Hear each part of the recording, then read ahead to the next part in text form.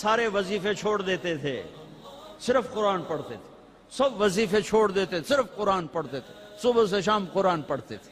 اب میرا دوست ہے مولی ثناء اللہ، صبح سے شام ایک ختم کرتا ہے، شوگر کا مریض ہے، ایک ختم روزانہ کرتا ہے، ایک ختم روزانہ۔ چلو تسی این کرو، ہیک سے پڑھا تو روز پڑھ لو، 2 روز پڑھ لو، اخبار دیکھنا چھوڑ دو، ٹی وی دیکھنا چھوڑ دو، بس صرف قرآن پڑھو، قرآن پڑھو، قرآن پڑھو۔ کہ سارا آسمانی علم رمضان میں آیا ہے۔ یکم رمضان ابراہیم علیہ السلام پہ کتاب آئی، چھوٹی کتابیں۔ 2 رمضان موسیٰ علیہ السلام پہ تورات آئی۔ 6 رمضان داؤد علیہ السلام پہ زبور آئی۔ 18 رمضان عیسیٰ علیہ السلام پہ تورات آئی۔ 21 رمضان یا 24 رمضان میرے نبی کے اوپر اللہ تعالیٰ نے قرآن کو اتارا۔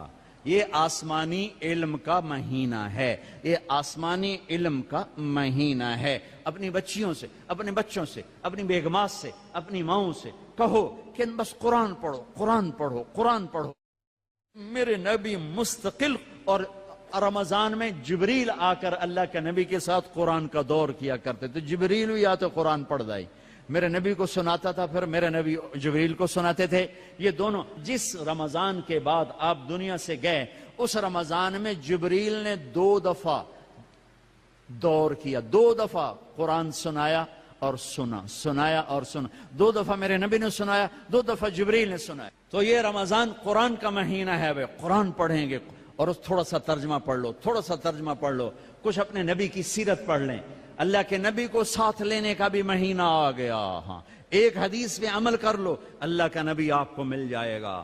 ایک سارے فرائض پورے کرتے ہوئے، میرا مطلب میں تو نماز بھی چھڑ دو، روزے بھی چھڑ دو، سارے کام کرتے ہوئے ایک کام کر لو، ایک کام کر لو، ایک کام کر لو، نبی ساتھ ہو جائیں گے، نبی ساتھ ہو جائیں گے۔ اللہ کا نبی ساتھ ہوئے تو جنت کی چابی مل گئی، اللہ کا نبی ساتھ ہوئے تو جہنم کا تالا مل گیا، اللہ کا نبی ساتھ ہوئے تو جنت کے راستے مل گئے، اللہ کا نبی ساتھ ہوئے تو عزتوں کے راستے مل گئے، اللہ کے نبی ساتھ ہوئے تو ذلتوں سے بچنے کا سامان ہو گیا، اللہ کے نبی ساتھ ہو گئے تو محبتوں کا سامان مل گیا، اللہ کے نبی ساتھ ہو گئے تو نیک اولاد کے ملنے کا سامان ہو گیا، اللہ کے نبی ساتھ ہو گئے تو برکتوں کا سامان ہو گیا، اللہ کے نبی ساتھ ہو گئے تو فتح کامرانی کا سامان ہو گیا، اللہ کے نبی ساتھ ہو گئے تو امت بن گئے، امت بن گئے، امت بن گئے۔ ہاں میرے تو لمبے کے بھائیوں، یہ مہینہ امت بن کے گزارنا ہے، فرقہ واریت میں نہیں گزارنا، مسلمان بن کے گزارنا ہے، امت بن کے گزارنا ہے، فرقوں میں بٹ کے نہیں گزارنا۔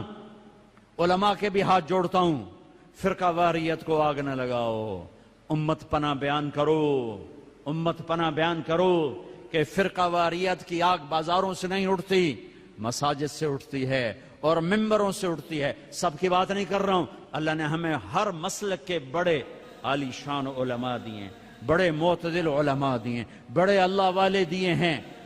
سارے خطیب بھی ایسے نہیں، کچھ خطیب شعلہ نوا